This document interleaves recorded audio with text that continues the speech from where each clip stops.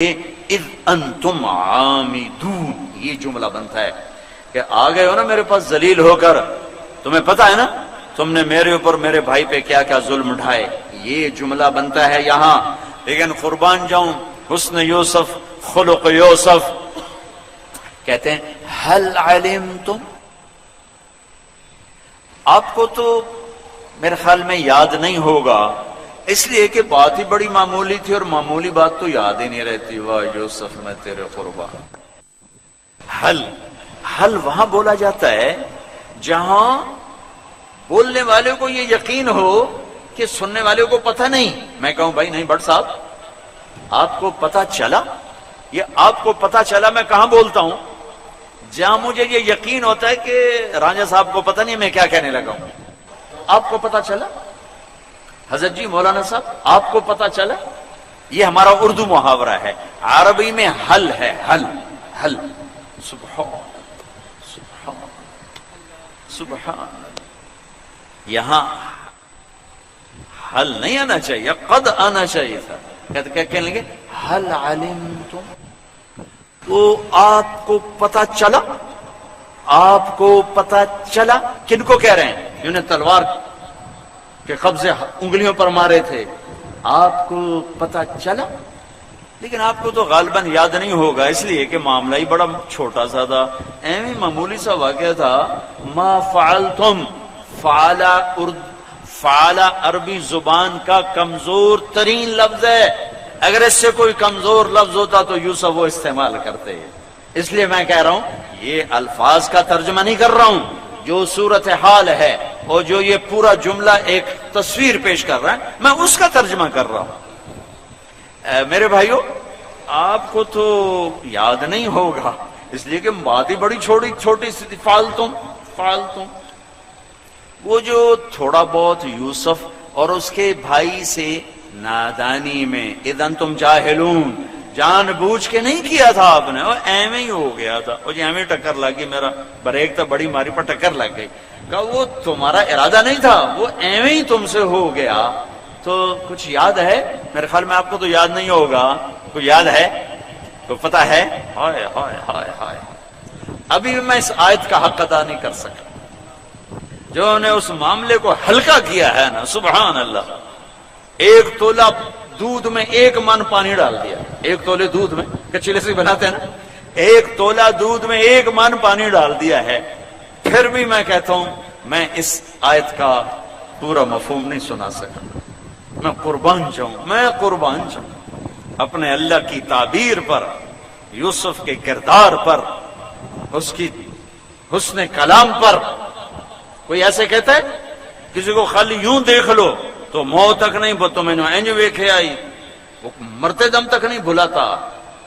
یہاں سرے بازار بک رہے، کنویں میں گر رہے، زنا کی تہمتیں لگ رہی، جیل کی بھٹی میں سلگ رہے، اور کہتے ہیں حل علمتم، آپ کو تو شاید پتہ نہیں ہوگا، وہ کچھ تھوڑا بہت ایویں غلطی سے ہو گیا تھا۔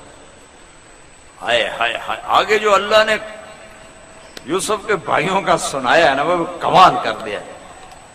اِنَّكَ لَأَنْتَ يُوسُف، اِنَّكَ لَأَنْتَ يُوسُف، یہ تھوڑے کا اِنَّكَ لَأَنْتَ يُوسُف۔ پہلے تو بے دھیانی میں کھڑے، جب یہ جملہ آیا نا سر پر تو ایک دم خواب یاد آیا کہ یوسف نے خواب دیکھا تھا، تو ان کی ایسے آنکھیں پہلے یوں کھڑے، پھر یوں دیکھا، پھر اس کے بعد خوف،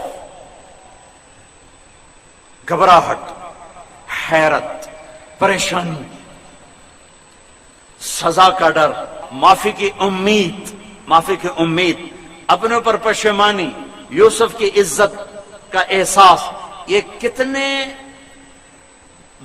مختلف جذبات ہیں، امید بھی ہے، خوف بھی ہے، ڈر بھی ہے، اور درگزر بھی ہے، اور حیرت بھی ہے، پشیمانی بھی ہے، گھبراہٹ بھی ہے، اور اطمینان بھی ہے۔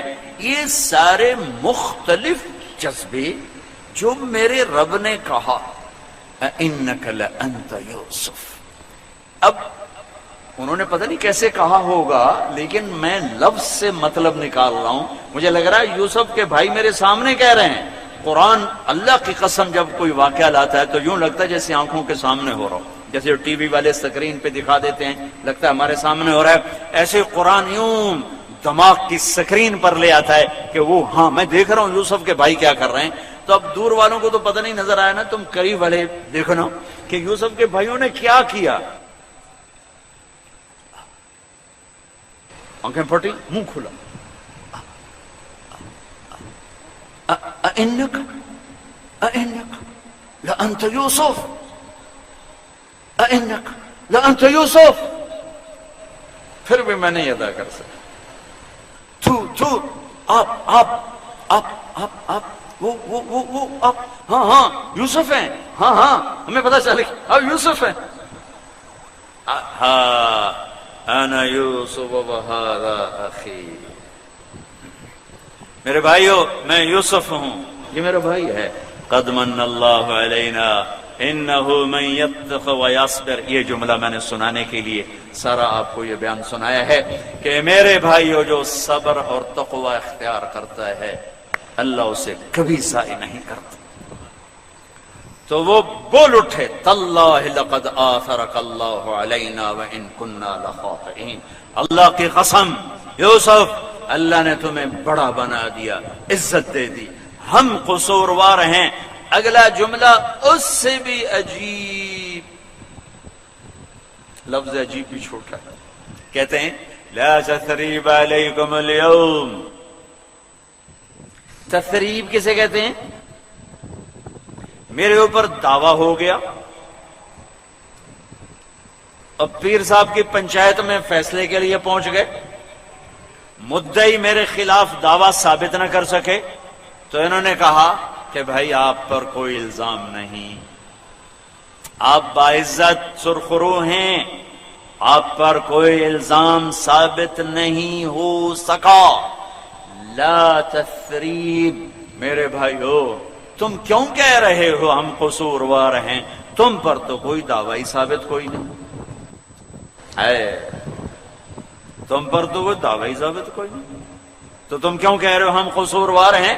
تمہارے تو ذمہ ہی کچھ نہیں. اس لیے کہا یغفر اللہ لنا، اللہ مجھے معاف کرے. اپنے آپ کو پہلے کہا وَلَكُمْ، ان کو بعد میں کہا یغفر اللہ لنا وَلَكُمْ وَهُوَ أَرْحَمُ الرَّاحِمِينَ. بہت بڑا پیغام دیا ہے، اپنوں کے غیروں کے منفی رویوں پہ صبر کر جاؤ. بھائی کے بیوی کے بیوی، خامند کے خامند بیوی کے، ماں باپ اولاد کے، اولاد ماں باپ کے، بھائی بھائی کے، پارٹنر کے، پڑوسی کے رویے برداشت کرو، صبر کرو، معاف کرو. تب جا کے امت بنیں گے، تب جا کے اللہ کی رحمت کے در کھلیں گے، اور تب اللہ یوسف علیہ السلام کی طرح عزت کی چوٹیوں پر پہنچائے گا. بدلہ لینے والا اخلاق چھوڑ دو، برائی کا جواب برائی سے دینے والے اخلاق مٹا دو، نفرتوں کی آگ کو بجھا دو، اور سب سے زیادہ نفرت کو بھڑکانے والی چیز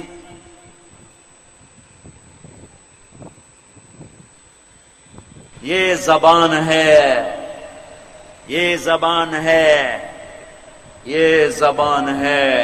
اور سب سے زیادہ محبتوں کو پروان چڑھانے والی چیز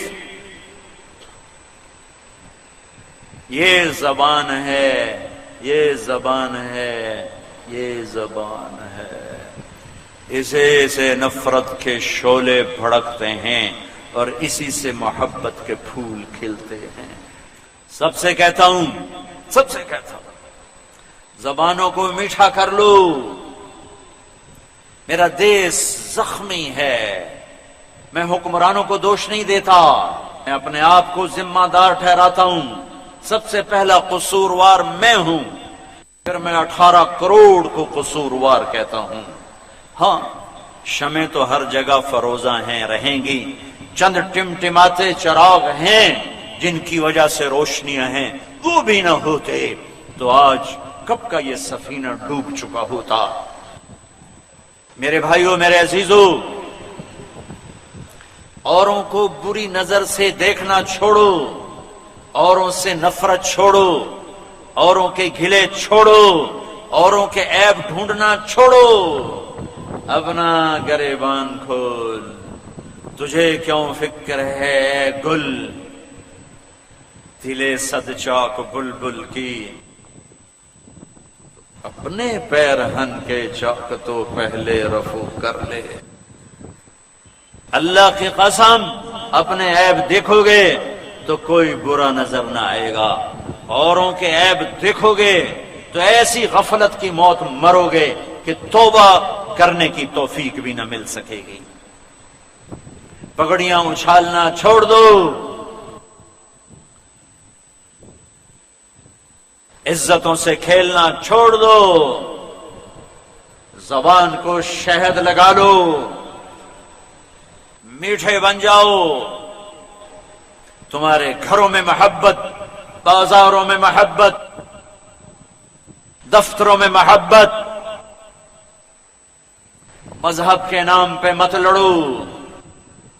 اختلاف میرے نبی کے دور سے ہے، ہمیشہ سے رہا ہے، ہمیشہ رہے گا۔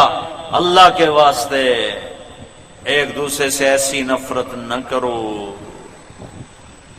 زندگی گزر پہاڑ کی امید میں، دل کے پھپھولے جل اٹھے سینے کے داغ سے، اس گھر کو آگ لگ گئی گھر کے چراغ سے۔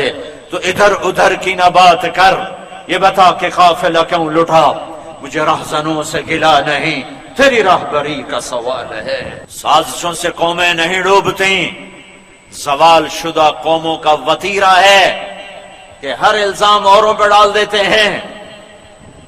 یہ امریکہ کی سازش، یہ یہودیوں کی سازش، یہ ہندوؤں کی سازش، یہ میرے بازار میں جھوٹ کس کی سازش ہے، یہ لاہور میں زنا کے اڈے یہ کس کی سازش ہے، یہ گھر گھر میں ناچ گانا یہ کس کی سازش ہے، افسر کا بددیانت ہونا کس کی سازش ہے، بینکوں میں سود پہ پیسے پڑے ہوئے کس کی سازش ہے، نوجوان نسل ناچ گانے کی رسیا ہو گئی، یہ کس کی سازش ہے؟ یہ کسی کی سازش نہیں ہے، میرے اپنے ہاتھوں کی کمائی ہے۔ قوموں کو ڈبونے کے لیے باہر سے کبھی سازشیں ناکامیاب نہیں ہوئیں، قومیں اس وقت ڈوبتی ہیں جب وہ خود اپنی کشتی میں سوراخ کرتے ہیں۔ دعا دو ان 6 لاکھ انسانوں کو جو ذبح ہو گئے اس دیش کے بننے میں، جن کے ڈھانچوں پر یہ دیش کھڑا ہوا ہے۔ پتہ نہیں کسی معصوم کی آہ، کسی بوڑھے کی فریاد، کسی عزت دار بیٹی کی عزت لٹ جانے پر اس کی چیخ و پکار، پتہ نہیں کس کی اللہ نے قبول کی، اور تم 60 سال گزار چکے ہو، ورنہ کب کے زیر زمین پہنچا دیے جاتے ہیں۔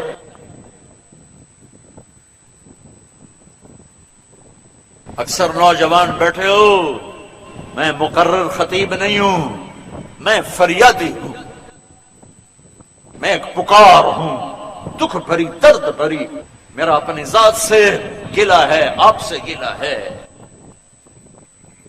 قوموں کو ڈبونے کے لیے ایٹم بم نہیں مارا جاتا۔